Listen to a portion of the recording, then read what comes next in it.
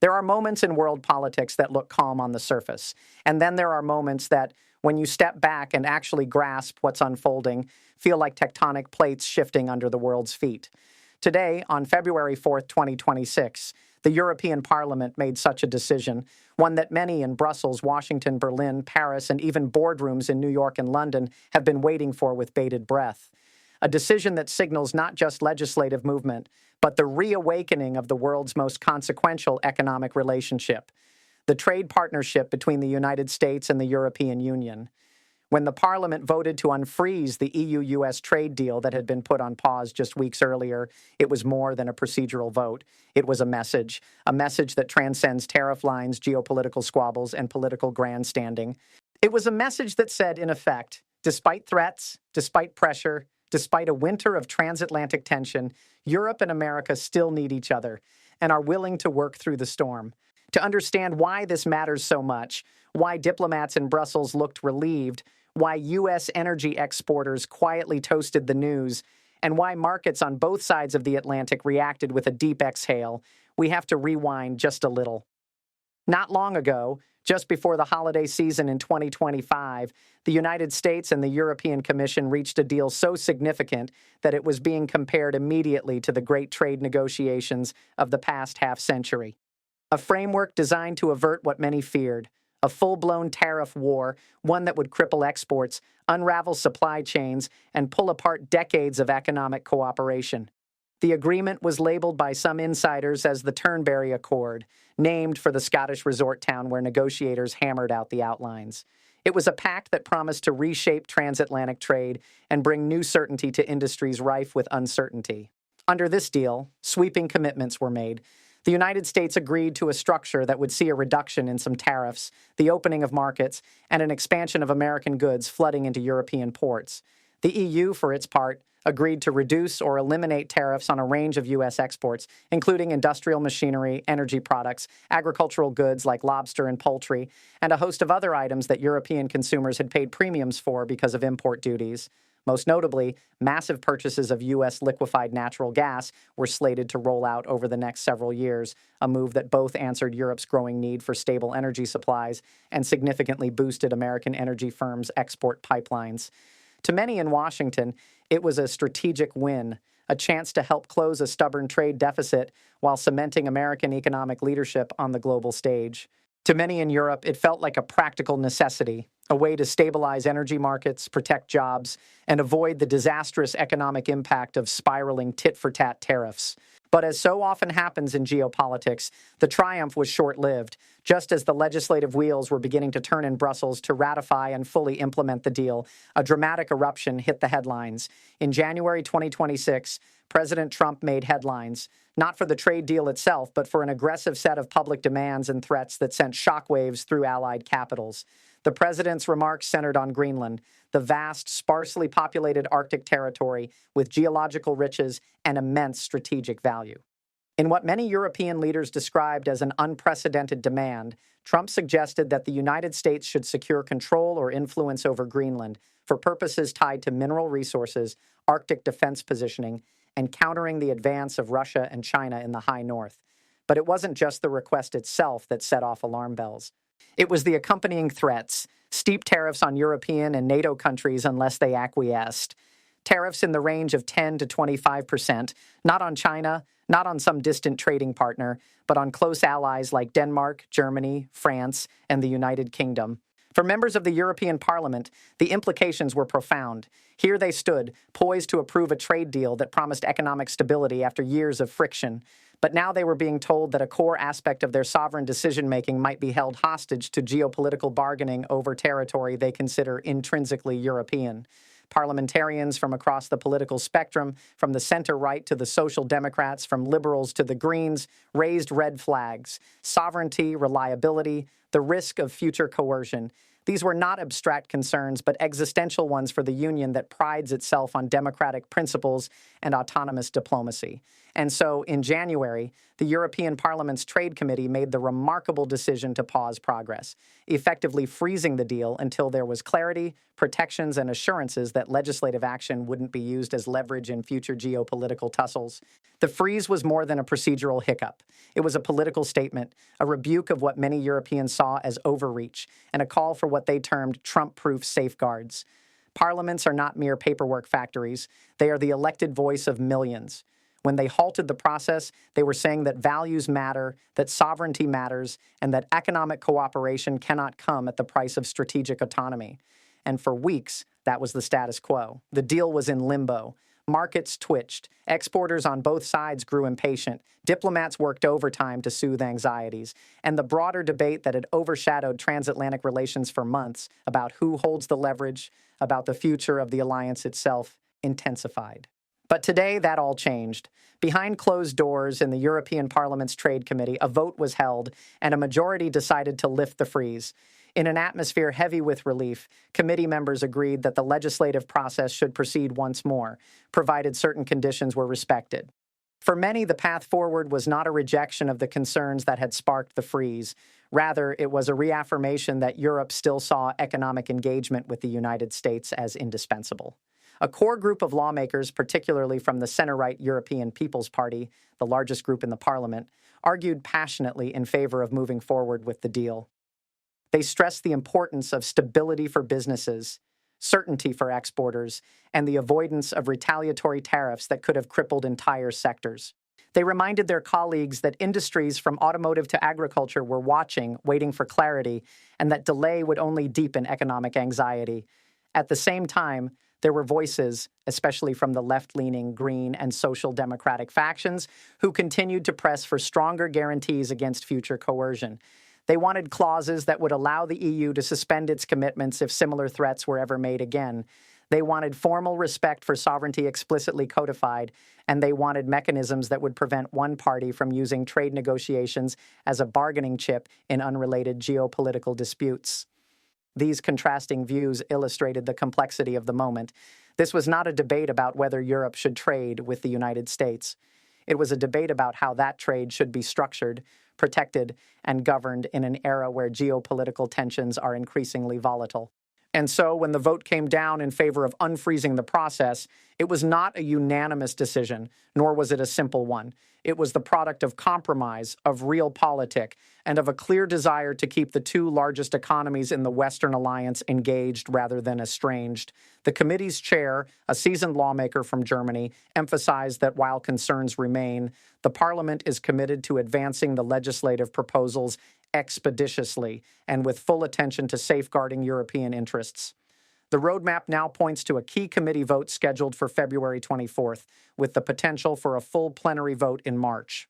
For markets, this is welcome news. European exporters who had braced for possible tariff escalation and the devastating supply chain disruptions that could have followed now see the prospect of a stable, rules-based relationship with the United States. American energy and agricultural sectors, who had already begun ramping up deliveries to the EU under the original framework, can breathe easier knowing that the deal's implementation is back on track. And for many economists watching global trade patterns, this development reduces a flashpoint of uncertainty that had been simmering since the turn of the year. But beneath the surface of all of this economic recalibration lies something deeper, a story about power, trust, interdependence, and the future of the transatlantic alliance. The United States, through its use of tariff threats and geopolitical bargaining, demonstrated that it still holds immense leverage. But Europe's response, halting progress until assurances were provided, insisting on respect for its sovereign decision-making, showed that it, too, is asserting its strategic autonomy. For pro-U.S. voices, today's vote can be framed as a victory. America got Europe back to the negotiating table, avoided what could have been an economic rupture, and reaffirmed the primacy of transatlantic trade. From the European perspective, today's decision is a cautious reclamation of agency. The Union refused to be bullied, it stood firm on principles, and now it engages with the United States on terms that reflect both pragmatic necessity and a commitment to sovereign respect. The world watches this dance not just because it is a bilateral negotiation between two economic powerhouses, but because the outcome reverberates far beyond their borders. Emerging markets, Asian competitors, and global investors are all taking note of how Europe and America navigate this moment of strain and cooperation. And as the ship of state continues its journey through these turbulent waters, today's vote will be remembered as a pivotal turning point, the day Europe chose to move forward while still making clear it will not bend without safeguards. What makes today's decision even more powerful is not just what it means for trade numbers, but what it reveals about the new reality of global power politics. The relationship between Washington and Brussels is no longer driven purely by shared ideals or automatic cooperation. It has entered a harder, more transactional era, one where pressure replaces persuasion, where leverage often speaks louder than diplomacy, and where every agreement is weighed not just for profit, but for strategic survival. For years, the transatlantic alliance operated on an unspoken understanding. Disagreements would happen, but the bond was unbreakable. That illusion has been steadily fading, and the past few months accelerated that transformation faster than anyone expected. When the Greenland drama erupted, it wasn't merely about a frozen island in the Arctic. It symbolized something far bigger, a United States willing to use economic force even against its closest partners to achieve strategic objectives. For Europe, it was a wake-up call that the old assumptions no longer applied. The era of predictable American leadership was giving way to a new era of hard bargaining. That's why the freeze mattered so much. It wasn't just a pause on paperwork.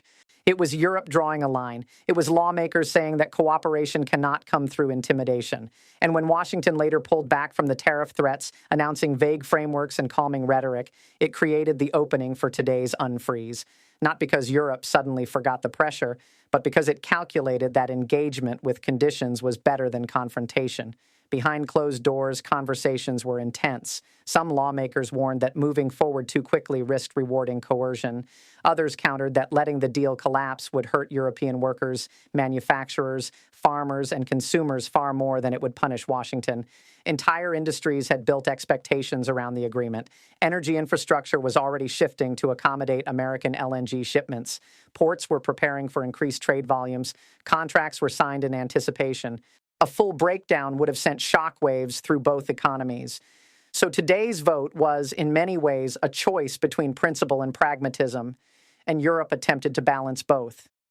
By resuming the legislative process while simultaneously pushing for protective mechanisms, Parliament is trying to lock in economic stability without surrendering political independence. It's a delicate act, and one that will define transatlantic relations for years to come.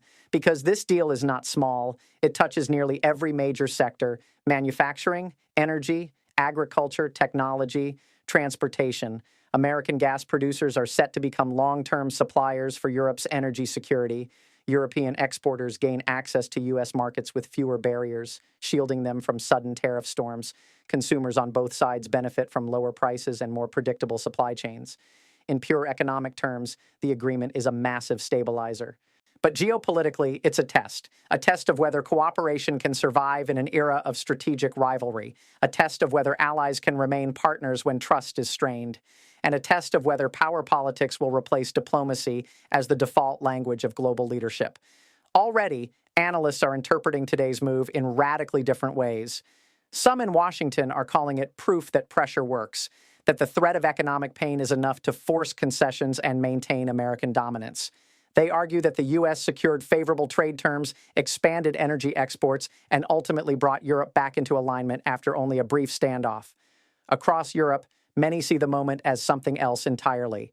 They view it as a demonstration of unity, proof that when the EU stands together, it can push back against even the world's most powerful economy. They point to the freeze as a warning shot that worked, forcing Washington to cool its threats and return to negotiation.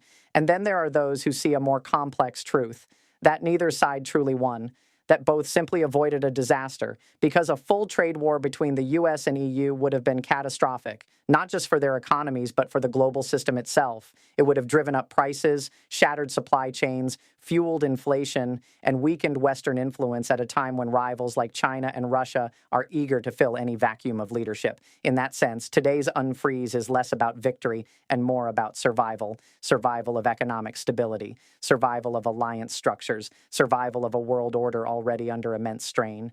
But make no mistake, This relationship is no longer the same. The old era of automatic trust is gone. In its place is cautious cooperation, deals backed by safeguards, partnerships balanced by contingency plans. Europe is quietly accelerating efforts to diversify energy sources, strengthen its own defense capabilities, and reduce dependence on any single external power. The U.S., meanwhile, is increasingly willing to use economic tools as instruments of foreign policy. What we're witnessing is not a breakdown, but a transformation, a shift from alliance based on shared history to partnership based on mutual leverage. And today's vote sits right at the center of that shift. Businesses may celebrate stability, markets may rally, but policymakers understand something deeper has changed. Every future negotiation will now carry the memory of Greenland. Every trade clause will be examined for coercion risk. Every diplomatic dispute will be weighed against economic consequences. The transatlantic relationship has entered its most complex chapter in decades, and this trade deal, once seen simply as an economic agreement, has become a symbol of that new reality, a reality where cooperation continues, but innocence is gone, where engagement persists, but trust is conditional, where allies remain connected, yet increasingly cautious. As the February 24th committee vote approaches and the full parliament prepares for what could be a decisive March decision, the world will be watching closely, not just to see if the deal is formally ratified, but to see what kind of partnership emerges from the tension of the past months. Will this be the foundation of renewed stability or merely a temporary pause before the next confrontation? Because one thing is now clear. The U.S. and Europe are still bound together by economic necessity. But they are no longer bound by unquestioned faith. And in global politics, that difference changes everything. Today's unfreeze didn't just restart a trade deal. It marked the beginning of a tougher, colder, more strategic transatlantic era, an era where cooperation survives, but only through constant negotiation, vigilance, and balance of power. And the world, watching from every corner, knows that whatever happens next between Washington and Brussels will shape the global economy for a generation to come.